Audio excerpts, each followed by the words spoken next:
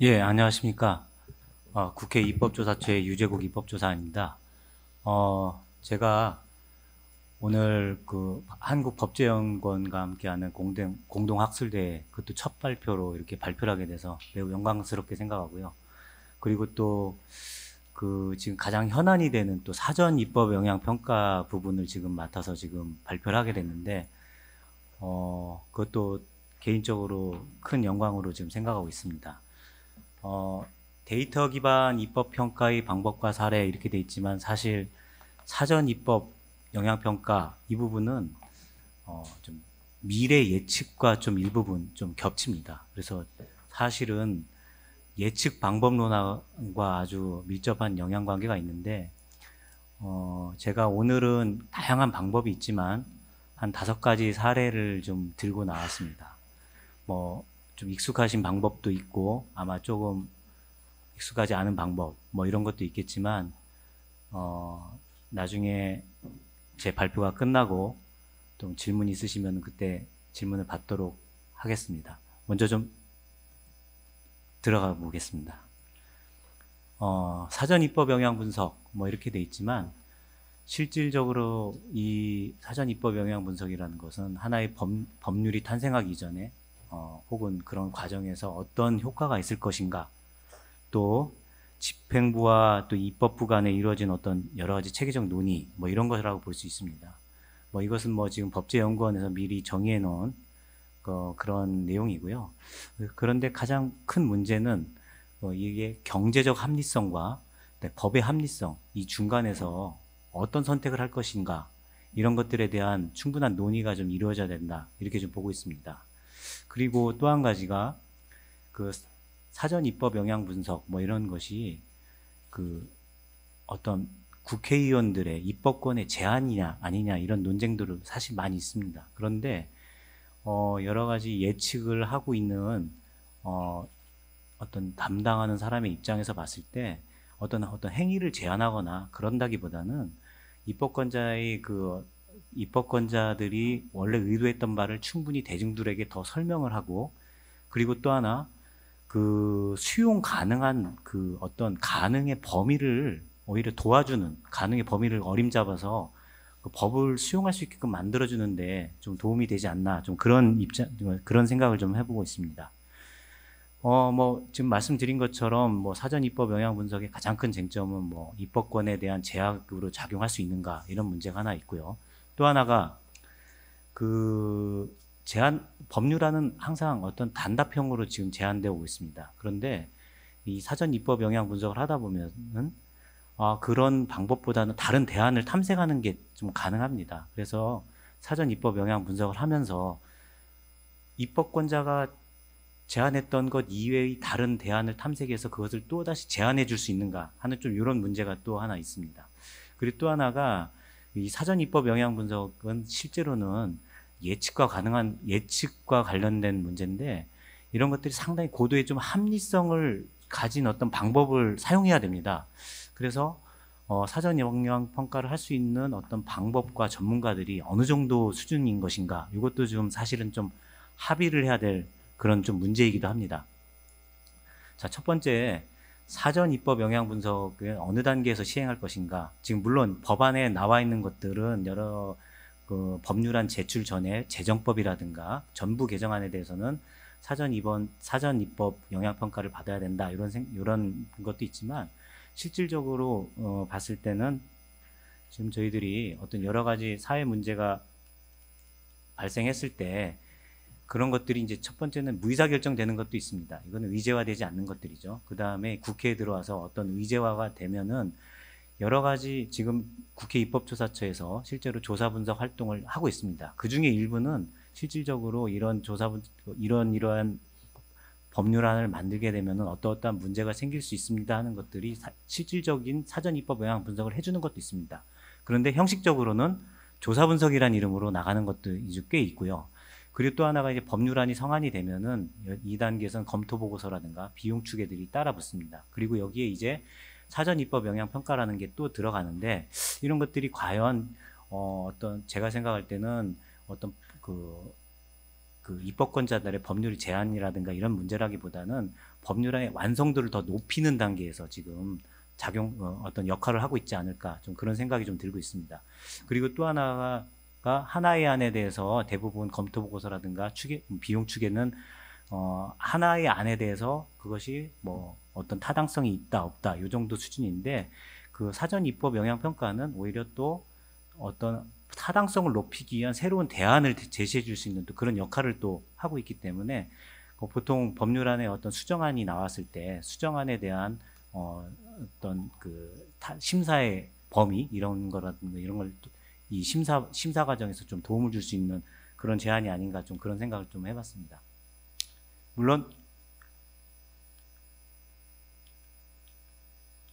이런 식으로 들어갈 수도 있긴 한데, 지금 현재는 죄송합니다. 현재는 국회법에서는 요 단계로 지금 들어가는 것으로 좀 되어 있습니다. 그리고 또 사전 입법 영향 분석의 범위를 좀 생각을 해봤는데요. 지금 여러 가지 뭐 방법이 있지만 가장 유사한 것들이 이렇게 어떤 그 현재 현상 문제, 사회 현상이 분명히 이렇게 존재하고 이 문제를 해결하기 위해서 입법 취지를 발의를 합니다. 그런데 이 문제를 해결하기 위해서 가장 유효한 수단이 무엇인가, 이거를 발견해내는 것도 사전 입법 평가의 하나의 측면입니다. 또 하나가 지금 현재 이 문제를 입법 취지를 가장 적절하게 지금 발굴했는가, 그런 목표 탐색에 대한 문제도 사전 입법 영향의 한 분야입니다. 그리고 이런 어떤 수단을 발견해서 이게 이 목표를 달성하기 위해서 어느 정도의 그 유효 범위에 들어갈 것이다 하는 걸 예측해 주는 것도 실제로는 사전 입법 영향 평가의 한 방법입니다. 요 네 가지 정도가 이제 사전 입법 영향 평가고요. 그 다음에 나중에 실제로는 실행을 해봤더니 어떤 목표점이 목표는 여기인데 실제로 어떤 시행되고 있는 수준이 이 정도쯤에 도달했다 하는 걸 평가하는 것은 사후 입법 영향 평가라고 이렇게 볼 수 있습니다. 이걸 조정해주는 과정들이 또 하나의 또 개정안을 발의한다든가 뭐 이런 식으로 해서 이 실제의 어떤 그 현상과 목표 지점을 서로 조정해가는 그런 과정이다, 이렇게 볼 수 있다고 이렇게 볼 수 있습니다. 그래서 사전 입법 영향 평가의 분석의 범위는 적절한 수단을 선택하고, 그 다음에 시뮬레이션에서 어떠한 문제가 지금 일어날 것인가 예상해보고, 그 다음에 또 하나가 입법 목적과 현실 문제가 어느 정도 잘 매치되어 있는가, 이런 것들을 반영하는 것이 사전 입법 영향 분석의 범위다, 이렇게 지금 볼 수 있겠습니다. 죄송합니다.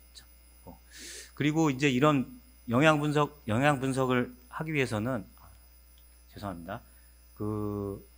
다양한 방법론을 지금 이용해야 되는데, 지금 사실 뭐 예측이라든가 이런 영향 분석 평가 방법들은 수백 가지입니다.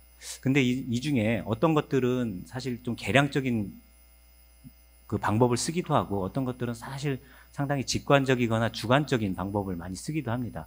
근데 될 수 있으면은 사전 입법 영향 분석에 사용하는 것들은 누구든지 검증 가능하고, 그 다음에 그것에 대해서 어떤 이의를 제기할 수 있는 방향으로 해야 되기 때문에 될 수 있으면은 개량적인 방법을 쓰는 것이 타당하다고 저는 생각하고 있습니다.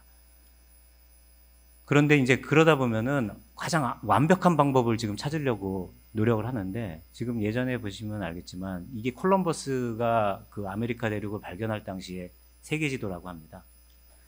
보시면은 아주 그냥 빈약한 지도인데, 이 빈약한 지도 가지고도 실제로는 신대륙을 발견했습니다. 그렇듯이 저희가 지금 사전 입법 영향 평가를 한다고 할 때 가장 완벽한 도구를 발견해서 그것으로 뭔가를 평가를 하면 항상 또 좋은 결과가 나올 것이냐, 분명 또 그런 것도 아닐 것이고요.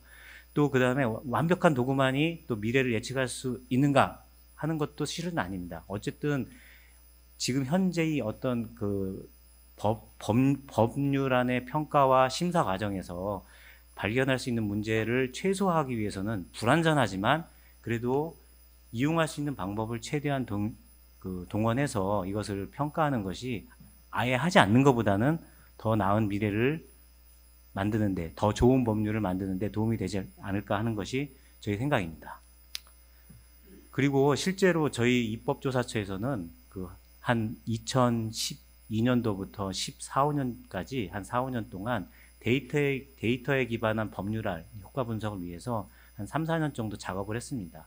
근데 일부는 좀 공개한 것들이 있는데 그 제목이 나르스 21이라고 해서 여기서 보시면은 지금 주택, 인구, 에너지, 그 다음에 뭐 여러 가지 토지 이용 문제, 또 재반 시설, 교육, 경제 이런 것들에 대한 것들을 다양하게 평가할 수 있는 기본적인 모델을 다 만들어 놨었습니다. 그래서 실질적으로 어떤 계량적인 평가를 좀 할 수 있게끔 한 4, 5년 전부터 쭉 노력을 해왔고 지금 현재 그런 모델을 좀 일부는 좀 이용해 가면서 사실은 좀 조사 분석도 지금 실행할 수 있고 뭐 좀 그런 상황이라는 걸 좀 먼저 좀 말씀드리겠습니다. 그리고 한번 실제 사례를 한 5가지 정도 제가 말씀드리겠습니다. 첫 번째는 기업 규제 분석입니다. 이건 가장 단순한 방법이긴 한데요. 자, 이런 것입니다. 예를 들면은 지금 현재 뭐 에너지 문제라든가 기후변화 문제가 심각하다 보니 각 기업의 에너지 관리자 선임을 해서 연료 낭비라든가 기후변화에 대응합시다. 이런 것들이, 그런 법안들이 이제 나올 수가 있습니다. 그러면은 실제로 그 법안을 보면은 보통 2000TOE라고 하는 에너지 양을 소비하는 기업에 대해서 에너지 관리자를 선임을 의무화한다. 이런 법안이 나왔을 때, 이런 관리자 선임이 과연 실질적으로 어떤 에너지 절약과 그다음에 온실가스 저감에 도움이 될 수 있는가, 이런 것들을 한번 이제 평가를 좀 해야 되는데, 실질적으로 봤을 때는 기업의 입장에서는 누군가를 고용해야 된다는 건 기업의 부담이 됩니다. 규제가 되고 이런 상황인데, 그리고 그렇게 부담이 되더라도 입법 목적을 달성할 수 있다면은 또 이것이 어느 정도 긍정적인 효과가 있을 것입니다. 그런데 실제 분석을 해보면은 이런 식의 간단한 분석이 있습니다. 보시면은 어떤 뭐 TOE 환산으로 해서 가격을 다 계산을 해보면은 연간 10TOE, 그러니까 아까 2000TOE라고 했는데 10TOE 절감 시에 절감할 수 있는 게 522만 원 정도 이렇게 되는데, 그 분석을 해보면은 실제로 한 사람을 채용해서 절약할 수 있는 에너지 양이 한 연간 2천만 원 정도 수준입니다. 그러니까 그 사람들의 인건비 이상의 절감이 이루어진다면 기업은 분명히 채용을 하겠지만, 실제로는 인건비보다는 지금 더 적은 양의 어떤 에너지 전략 이 정도 수준밖에 이루어지지 않을 거라고 예상되기 때문에 실제로 고용의 유인책이 특별하게 없고 또 기업에 부담이 될 수 있다, 이런 예상을 좀 해볼 수 있습니다.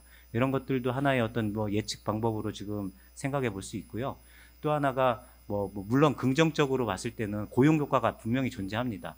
2000TOE 기준으로 봤을 때 지금 현재 가장 최근 자료로 봤을 때는 한 2018년도 기준으로 4,694개소, 그러니까 의무화를 하게 되면은 4,694개의 일자리는 생깁니다. 분명히. 그렇지만 기업의 입장에서는 또 어느 정도의 그런 부담을 갖게 된다 하는 것들을 서로 이제 좀 알 수 있습니다. 물론 이런 것에 대한 판단은 뭐 저희가 한다기보다는 기본적으로 의원들이 판단을 이제 해야 되는 그런 문제일 것이고요. 그 다음에 또 하나가 있습니다. 목표값 탐색인데, 이거 아까 전 사례는 그냥 단순하게 어떤 안이 그렇다, 그렇지 않다, 요 정도의 수준으로 한다고 이제 평가를 한다면, 목표값 탐색은 실제로 어떤 입법 취지를 달성하기 위해서 어느 정도 수준의 법적인 목표를 둬야 되는가, 이런 걸 탐색하는 겁니다. 예를 들면 지금 20대 국회에서 핵연료세를 부과하자, 이런 법안들이 2-3개가 있었습니다. 그것들을 이제 분석을 해보면은 검토 보고서 등에서 이제 가장 많이 나왔던 문제가 이중과세가 될 수 있다. 왜냐하면은 지금 현재 지역자원 시설세라든가 이런 것들이 있는데, 여기에 핵연료세까지 부과하면 같은 대상에 대해서 지금 현재 또 다른 과세가 이루어지기 때문에 이중과세가 이루어질 수 있다. 그렇게 되고, 또 한편에서는 기업들 입장에서는 과세가 하나 더 이루어지면은 기업 부담이 더 된다. 그러면 결국 전기요금이 더 오를 수 있다. 이런 또 이의제기가 있었습니다. 그래서 한편으로는 조세의 세수는 중립적이면서 이중과세 원칙을 벗어나는 방법이 무엇일까? 이런 것들도 저희들이 이제 탐색해서 이제 개발해 줄 수 있는데, 예를 들면은 지금 현재 2017년도, 18년도 기준으로 지역자원시설세가 한 약 1,600원 내의 세수가 있었는데 이 1,600원을 그 징수를 하면서 해결료세를 만들 수 있는 방법이 무엇인가 이런 것들을 이제 탐색해 볼 수 있었습니다. 보시면은 그 지금까지의 지역자원시설세, 지방세법에 나와 있는 것들은 발전 양당 얼마를 걷어진다 이렇게 되어 있는데 이런 것들을 실질적으로 봤을 때 뭐 그 원자로의 용량당으로 하게 되면 어떻게 될 것이냐, 그 다음에 등등 그걸 개정을 하게 되면은 제가 대략 시뮬레이션으로 쭉 해보면은 뭐 용량당 뭐 한 22,000원 정도 수준으로 하면은 아까 1,600억 수준의 그 세수는 그 정도에 다 그대로 기업에겐 부담 없이 걷어들일 수 있고 이중과세 문제도 해결할 수 있는 그런 방법이 있다 하는 것들을 이제 예상치로 해서 이렇게 그 대안 탐색을 할 수 있다, 이제 그렇게 지금 제시를 하고 있던 것이고요. 또 세 번째 방법은 시뮬레이션입니다. 이 시뮬레이션은 실제로는 그 보시면은 뭐 이제 이런 것들이 있습니다. 지금 고령사회기본법에서 이제 20대 그 저출산 고령사회기본법에서 이제 보면은 출산장려금을 지급하자 이런 법안들이 있습니다. 그러면 만약에 출산장려금을 지급하게 되면은 실질적으로 그 인구가 더 늘 것이냐 이런 것들이 문제인데, 아까 그 법제연구원의 기조발제 그 법제연구원장님께서 말씀하셨듯이 이제 이때는 그 인간 행동 모형이 좀 필요합니다. 과연 이 출산 장려금에 대해서 어느 정도 반응할 것인가 하는 것들에 대해서 필요한데, 그게 이제 출산 반응에 대한 함수인데 그 어떤 법률 안에서의 정책 수단과 실질적으로 출산율이 오를 것이냐 이런 것들을 한번 예측해 볼 수 있습니다. 예측을 해보면은 여기에 지금 조금 어려운 문제지만 이게 지금 실제로는 이게 출산 그 장려금에 따라서 어느 정도 아이를 낳을 것이냐에 대한 그 함수라고 이렇게 보시면 될 것 같은데, 첫째에 대해서는 뭐 아무런 반응이 없는 겁니다. 그냥 아무런 반응이 없이 그냥 첫째와는 그냥 지금 그대로 낳는 것인데, 둘째, 셋째, 넷째부터는 어떤 식의 반응이 일어날 것인가, 요거는 약간의 사회조사가 필요하지만 요 사회조사를 통해서 만약에 첫째 아이에 대해서 지금 200만 원, 그다음에 여기 200만 원, 300만 원, 그다음에 셋째 아이에 대해서는 250만 원, 500만 원, 넷째 아이에 대해서는 300만 원, 700만 원이 만약에 지급됐을 때, 이러한 함수 관계에 있을 때 지금 출생아 수가 어떻게 증가할 것인가, 이런 것들에 대해서는 이제 시뮬레이션해서 좀 적정한 그 출산 장려금의 수준 뭐 이런 것들에 대해서도 이제 산출해 볼 수가 있습니다. 근데 결과적으로 봤을 때는 그 출생아 수는 이렇게 좀 변화하긴 하지만 이게 지금 합계 출산율입니다. 요 그래프는 전체 총인구에는 그렇게 큰 영향이 없다, 뭐 이런 정도의 그 어떤 영향 평가 정도는 할 수 있다, 이렇게 보시면 될 것 같고요. 여기서도 이제 그런 그 가능한 내용입니다. 여기 전국의 합계 출산율이 좀 어떻게 변화할 것인가, 그 다음에 또 하나가 출산 장려금 100만 원당 실제 출산아 수가 어떻게 변할 것이냐, 이런 것들이 한번 좀 예상을 해보면서 적정한 그 출산 장려금의 효과가 어떻게 될 것이다 하는 것들을 좀 생각해 볼 수 있고요. 사례 네 번째는 백캐스팅입니다. 이제 보통 아까 시뮬레이션이라든가 앞에 세 가지 방법은 포캐스팅이라 해서 그냥 예측을 해보는 것인데요. 이게 백캐스팅은 사실 좀 이해하기가 좀 어려울 수 있습니다. 네, 보시면은 왜 이 방법을 쓰냐면은 보통 데이터 기반으로 해서 어떤 미래 예측을 한다 보통 얘기를 하는데, 인간이 알 수 있는 부분 중에 하나가 뭐냐면은 이 부분이거든요. 확률에 의해서 대부분 알 수 있거나 아니면은 기존의 데이터를 통해서 뭔가를 알 수 있는데 확률적 추론조차 불가능한 부분이 분명히 존재합니다.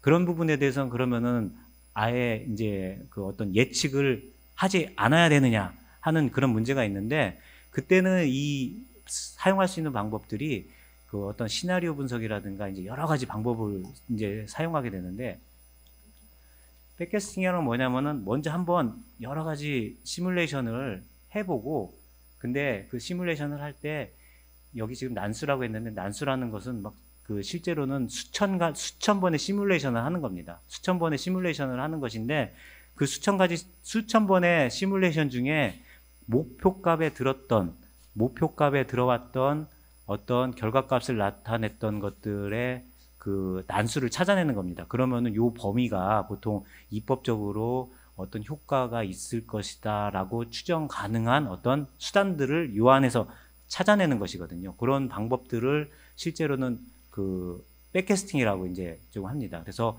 이거는 좀 복잡하지만 한 번은 예측도 한번 하고 뒤로 재구성도 해야 되는 이중의 과정을 거쳐야 되는 좀 그런 방법이라고 볼 수 있습니다. 실제로 해보면요, 이게 뭐냐면은 우리나라에 이제 앞으로 생산 인구가 지금 줄어들고 있는데, 생산 가능 인구가 줄어들고 있는데, 그렇다고 하면은 이제 노동 집약적인 산업 쪽으로 가야 될 것이냐, 아니면은 자본 집약적인 산업, 그리고 그런 문제가 있습니다. 그러면은 그 어떤 산업 진흥에 대한 투자를 어떻게 할 것이냐, 이런 것들을 쭉 이제 예상을 해보는 것인데요.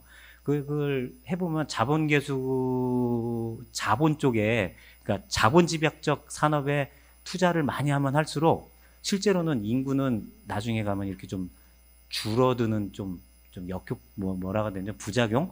이런 것들이 있습니다. 왜냐하면은 지금 현재 예를 들면 뭐 4차 산업혁명이라든가 뭐 이런 것들을 통해서 여러 가지 어떤 산업적인 진흥을 많이 좀 도모하고 있는데, 그런 것들이 이제 실질적으로 인구 문제라든가 이런 것들은 좀 부작용을 낳을 수 있다 하는 것들을 좀 보여주는 그런 측면으로 지금 이제 설명을 할 수 있는데, 실제 뭐 이런 판단 여부에 대해서는 좀 또 역시 또 그 의원님들의 또 영역이라고 판단이 되지만, 다양한 정보를 저희들이 제공해 줄 수 있다는 측면에서는 이런 방법도 유효한 수단이다, 이렇게 좀 볼 수 있겠습니다. 그리고 마지막으로는 뭐 이게 지금 저희가 한 4년 정도 전에 개발했던 건 뭐 실제로 뭐 나르스 21, 나르스는 저희 국회 입법조사처의 영어명입니다. 그 예측 모델 그 시뮬레이션인데, 다양한 법률안에 어떤 영향을 미치는 여러 요인들을 집어넣었을 때 저희들이 어떤 식량, 에너지, 주택, 또 자동차, 뭐 경제, 뭐 아니 상당히 많은 부분에 대해서 그게 어떤 영향을 미칠까를 종합적으로 분석할 수 있는 그런 컴퓨터 모델링 시스템을 한번 개발한 적이 있었습니다. 그때 이제 보시면은 이제 실제 모형은 되게 복잡한데 그 자체를 좀 보여드릴 수는 없고, 여기서 보시면은 만약에 지금 예를 들면은 지금 현재 뭐 출산 문제라든가 주택 문제 이런 것들에 대한 입법을 했을 때, 여기는 제가 뭐 주택수라든가 이런 거 넣진 않았지만, 당시에 이런 서울의 인구 부양비라든가 지역별로, 그 다음에 경제활동 인구가 어떠한 식으로 지금 변해갈 것이며, 그다음에 여기 뭐 있지만 뭐 서울, 경기, 인천 뭐 광역시별로도 있고, 좀 나중에는 좀 군 단위까지도 사실 만들어 놓은 게 있습니다. 시군구 단위로도 만들어 놓은 게 있는데, 그런 것들이 실질적으로 어떤 지역에서의 어떤 변화가 생길 것인가, 그런 것도 다 이제 그 예측을 할 수 있게끔 지금 모델링을 좀 해놓은 겁니다. 그리고 또 하나가 이쪽은 경제활동, 이거 같은 경우는 지금 경제활동 참가율에 따라서 어떤 가입 여성수가 어떻게 변할 것인가, 뭐 이런 것도 미리 좀 예측을 좀 해서 앞으로 우리나라의 뭐 특히 이제 인구가 좀 문제가 되니까 인구 변화가 어떻게 될 것인가 한번 좀 중점적으로 살펴봤던 그런 모델입니다. 뭐 여기 보시면은 뭐 대체적으로 이게 실질적으로는 요게 여기 보시면 알겠지만 이거 1인 가구 비율입니다. 이것도 지역에 따라서 1인 가구 비율이 어떻게 변하기 때문에 이거에 따른 어떤 정책을 또 써야 되고 어떤 수단을 써야 되는가, 그런 거에 대해서도 평가할 수 있게끔 다 이제 비교를 좀 해놨던 건데요. 여하튼 어떤 그 질적 변화의 예측도 미리 해보고, 그 다음에 지금 현재 상태가 계속 진행될 때 어떤 문제점이 있는가, 이런 것도 또 미리 발굴해서 좀 적정한 프로그램을 이제 개발하고, 그 변화의 선택은 물론 저희들의 몫은 아닙니다. 의원님들이 입법이라든가 이런 걸 통해서 충분히 선택할 수 있게끔 정보를 제공해 주는 것이 저희 입법조사처의 역할이고, 또 그렇게 하려고 했던 것이고요. 얘가 또 사전 입법 영향 평가, 이렇게 좀 볼 수 있겠습니다. 뭐 많은 것들이 있지만 여기에는 단순히 한두 사람이 되면 안 됩니다. 실제로는 이런 것들을 개발하기 위해서는 좀 약간의 좀 수학적인 기반을 그 지식이 있는 모델 연구자, 그 다음에 어떤 정책 연구자, 그 다음에 실질적으로 이런 모든 것들을 수용할 수 있는 또 정치인들과 관료들, 또 이런 분들의 공동적인 참여가 또 필요했던 것이고요. 마지막으로 실질적으로 이런 것들이 다 이루어지게 되면은 우리나라에서 지금 가장 그 큰 문제라고 생각되는 것들, 취약 아동들이 계속 감소했을 때 학교 및 교사의 어떤 수급 문제를 어떻게 조정해 갈 것인가. 그 다음에 생산 가능 인구가 줄어들면서 이런 것들이 이주 노동자라든가 여성 노인들 또 노동력 확보, 자본에다가 어떻게 투자할 것이냐 이런 것들에 대해서 여러 가지 정책적인 그 대안들을 법안에 어떻게 담아낼 것인가 이런 것들을 평가할 수 있게끔 저희들이 좀 지원하고자 하는 것입니다. 뭐 예를 들어 뭐 자동차, 뭐 친환경 뭐 이런 것도 있지만 실질적으로 뭐 자동차 산업의 변화에 따라 세수 감소라든가 뭐 이런 것들이 또 어떻게 변할 것인가 이런 것도 다 알아볼 수 있겠고 뭐 요즘 최근에 가장 화두인 뭐 건설 및 주택 이런 것들에 대해서도 어떤 문제가 있을 것인가라는 것들 예측을 해가면서 지금 국회의원들에게 지금 사전에 미리 좀 좋은 정보를 좀 제공할 것인가 이런 것들을 고민하고 있습니다. 뭐 제가 준비한 자료는 여기까지고요. 아무튼 그 데이터 기반의 입법 영향 평가 이렇게 했지만 그 사전 입법 영향 평가를 단순히 직관이라든가 주관적으로 하기에는 조금 더 어려운 문제고요. 될 수 있으면은 데이터를 많이 수집해서 그 데이터를 기반으로 한 수학 모델 이런 것들을 통해서 국회의원들에게 또 양질의 정보를 제공하기 위해서 지금 많은 좀 노력을 지금 하고 있는 상황입니다. 예, 이상입니다. 감사합니다. 예, 수고하셨습니다.